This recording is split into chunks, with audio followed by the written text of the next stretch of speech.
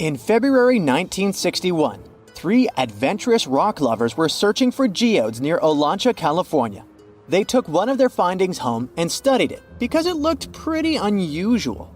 They managed to cut through the matrix and discovered something unexpected inside. Instead of the usual mineral formations, it had a cylindrical object resembling porcelain inside.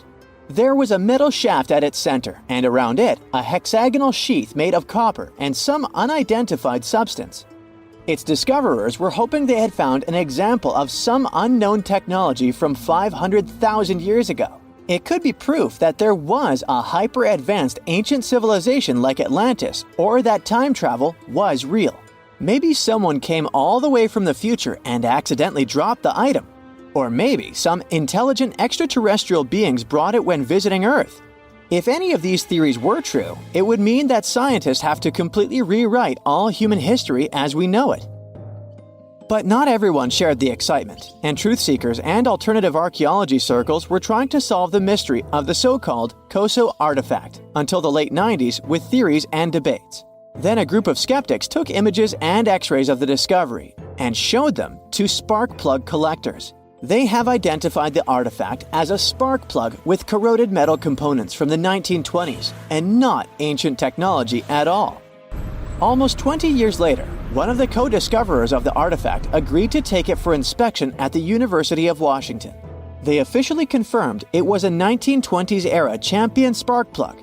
And the stone matrix containing the artifact wasn't a geode, but a concretion.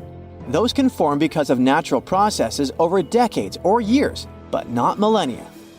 The Koso artifact is a good example of an out-of-place artifact, which is a thing in pseudo-archaeology. It's something found in a place or time where it shouldn't logically be. These artifacts seem too advanced for the time period they're found in. They could also mean human activity existed when humans weren't supposed to be around. The Baghdad battery is another example of such an artifact. It was found in the 1930s by a German archaeologist and consists of a clay jar, a copper cylinder, and an iron rod going through the jar's stopper. Its top, which was broken off, probably had been sealed with asphalt. Its discoverer noticed that it had two different metals and possibly an electrolyte, which are key components of a battery. There are no ancient writings to support this theory, but when scientists ran tests and filled it with an ionic solution like vinegar or wine, it showed that it could conduct electricity.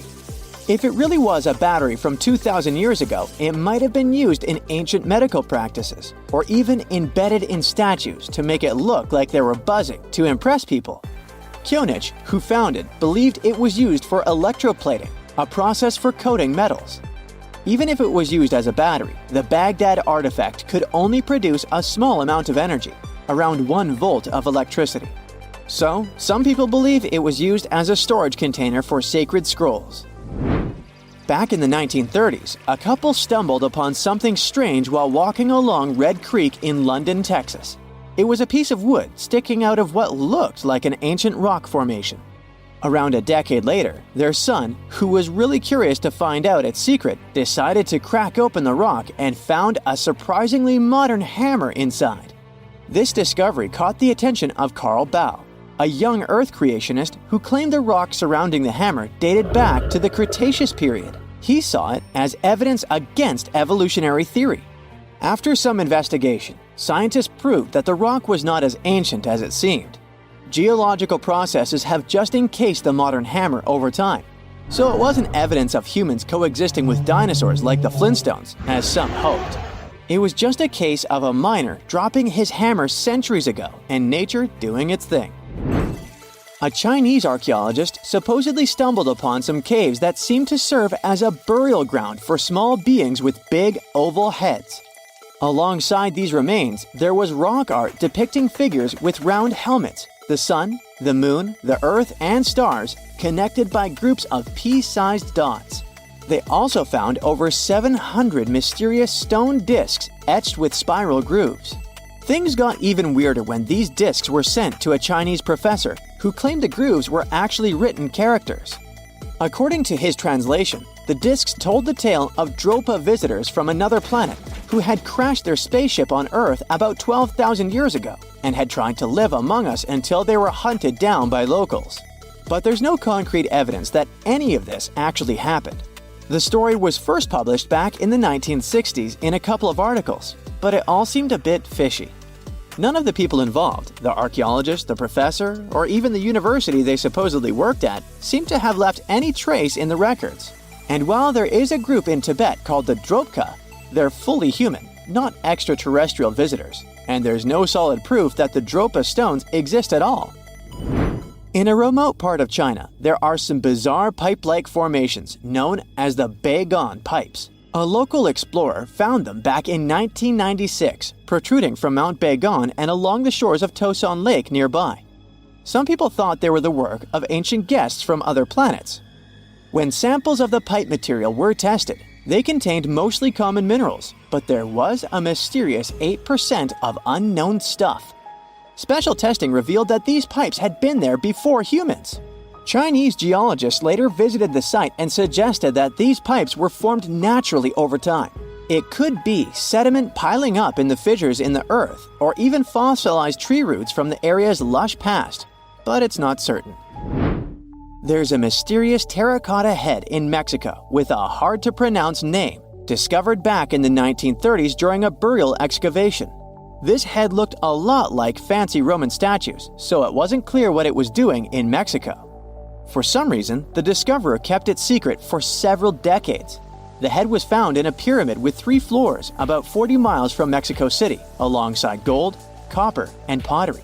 Some argue that if this head really is many centuries old, it could mean the Romans or some other civilization had made it to Mesoamerica before Columbus did.